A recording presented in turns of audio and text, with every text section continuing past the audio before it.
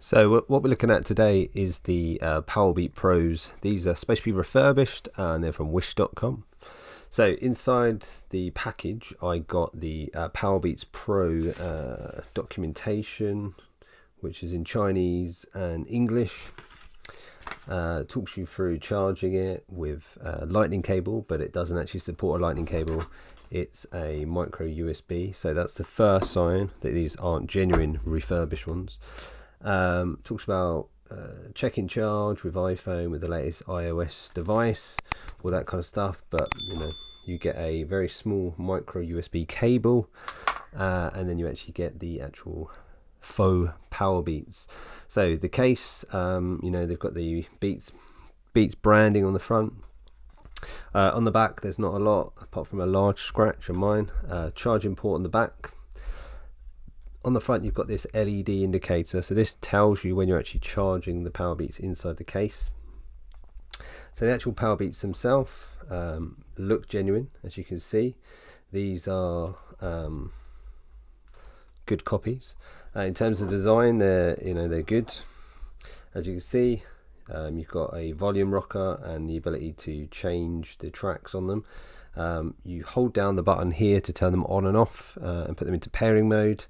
However, as you will see in a minute when I put it on the screen, is they actually kick in to the Powerbeats software and then they pair automatically, and they talk you through linking them through the software. But they're not as well. The software isn't done as well as it was with the fake AirPod Pros that I showed in my last video. These ones connect and that's all it does. It doesn't go any further. It doesn't have the active noise cancelling screen and things like that. This just has what they are. Inside the box you also get some different earbuds, so small, medium and large you've got there. And that's about it. So this case actually does utilize a similar design to the genuine ones, which then acts as your charging facility, and then you press this button here to activate the charging inside the case. Battery life isn't as good as Powerbeats, so I've had to charge these every 2 to 3 hours depending on how loud the music I've listened to. The case holds a charge and is able to charge them up again on full charge, and then you need to recharge it. As you can see from when I link them, actually it does display the battery life inside the case as well when you link them for the first time, and then you've also got the earbuds and how much power they've got as well. But it only appears to do it when you first link them. You don't get that facility ongoing once you have linked them. There is no main indicator for how much life they've still got them. So the sound quality isn't great for listening to music, especially with very bass heavy. So I tested them out, listened to Oasis album.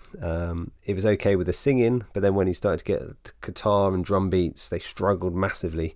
It became really distorted. It wasn't ideal for listening for long periods of time. What I have found though is that they are good for listening to podcasts.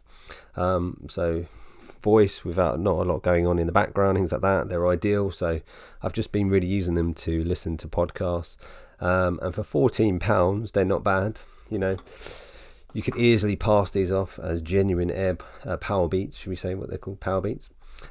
So they look good. They fit in the ear nicely with the hook as well. They go over. The only thing I'd really say is a down is that sometimes I only get one that's paired out of the box when I take them out, and then what I have to do is put them both in again, take them both out again, and then they pair. So sometimes I'm stuck listening to one, and especially if I haven't got the case easily accessible to then repair them, it becomes a bit of an issue. But for £14, if you're looking to get yourself some fake Powerbeats, you can't really go wrong. And people looking at you would think genuinely you've got genuine Powerbeats. It would only be when they actually listen to them that they might then see it's an issue, or if they had a closer look at them in terms of the design, they might look a little bit less well made than the genuine ones. But for £14 you can't really go wrong. Especially if you're a teenager and you're looking for a cheap pair of fake beats, they're good. So overall I'd say they're in between a bit of junk and a bit of genius. So if you're looking to spend, you know, little money, £14 compared to £250 for some Powerbeats, you can't really go wrong. You know, and if you're not really concerned about audio quality, I'd say they're a genius product. Design is genius.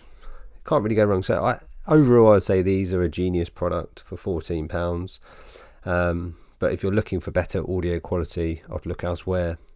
But the chances are, if you're looking to buy fake beats from Wish, you know, this is probably a good product for you to look at. Hope that's been helpful. In my next video, I'll try and look at some other ones.